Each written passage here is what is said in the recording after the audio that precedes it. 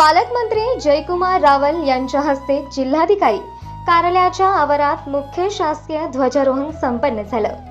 ध्वजारोहणानंतर पालकमंत्र्यांनी उपस्थितांना स्वातंत्र्य दिनाच्या शुभेच्छा देत जिल्ह्यात सुरू असलेल्या तसेच पूर्ण झालेल्या विविध विकास कामांची माहिती देखील दिली।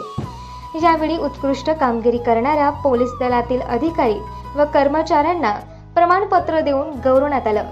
दरम्यान उमेद अभियानातील कथित गैरव्यवहाराविरोधात कारवाई करण्याच्या मागणीसाठी आंदोलकांनी आत्महत्येचा प्रयत्न केला, मात्र पोलिसांनी वेळीच हस्तक्षेप करत आंदोलकांना रोखल्यानं मोठा अनर्थ टळला। स्वातंत्र्य दिनानिमित्त धुळे शहरासह जिल्ह्यात उत्साहाचं वातावरण पाहायला मिळालं। विविध शासकीय कार्यालयांमध्ये ध्वजारोहणाचा कार्यक्रम पार पडले। माध्यमिक शिक्षणाधिकारी कार्यालय इथे सार्वजनिक बांधकाम विभाग यांच्यासह विविध शासकीय कार्यालयांमध्ये ध्वजारोहण करण्यात आलं। सर्व शासकीय कार्यालयांमधील ध्वजारोहणाचा कार्यक्रम झाल्यानंतर विविध विभागाचे अधिकारी व कर्मचारी जिल्हाधिकारी यांच्या कार्यालयात पालकमंत्र्यांच्या उपस्थितीत आयोजित मुख्य ध्वजारोहण कार्यक्रमासाठी सहभागी झाले होते।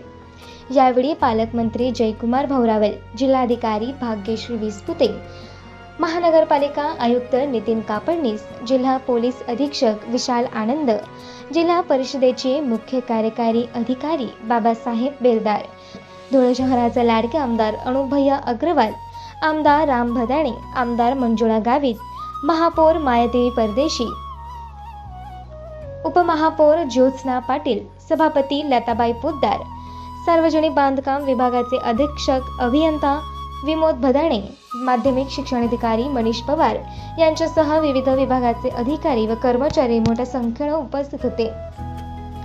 Bureau report BBSSS news Dhule. Logistic park, solar park विकसित करणे, MIDCचे विस्तारीकरण आणि खासगी गुंतवणूकदारांना प्रोत्साहन देण्यात येत आहे। राज्याचे माजी मुख्यमंत्री स्वर्गीय सुधाकरराव नाईक यांनी पाणलोट विकास व भूजल पुनर्भरण याच्यावर भर देत पाणी अडवा आणि पाणी जिरवा हा मूळ मंत्र दिला। त्यांनी जलसंधारणाची मोठी चळवळ उभी केली। त्या कार्याला अभिवादन करण्यासाठी त्यांचा जन्मदिवस 21 ऑगस्ट हा दिवस जलसंधारण दिवस म्हणून साजरा करण्यात येणार आहे। मृद व जलसंधारण विभागातर्फे आजपासून 21 ऑगस्टपर्यंत जलसंधारण सप्ताह साजरा होईल। यानिमित्त 21 ऑगस्ट रोजी महा वॉकेथॉन वॉक फॉर वॉटर हा उपक्रम होईल। यात सर्वांनी सहभाग नोंदवावा। जलसमृद्ध महाराष्ट्र घडविण्यासाठी माती वाचवा, पाणी जपा, सुरक्षित भविष्य घडवा अशी शपथ आपण सारेजण घेऊया। जिल्हा वार्षिक गुंतवणूक परिषदेच्या माध्यमातून 8,000 कोटीपेक्षा अधिक रकमेचं सामंजस्य करार करण्यात आले आहे। या माध्यमातून 13,500 रोजगार निर्मिती होईल। दोंडाईच्या इथे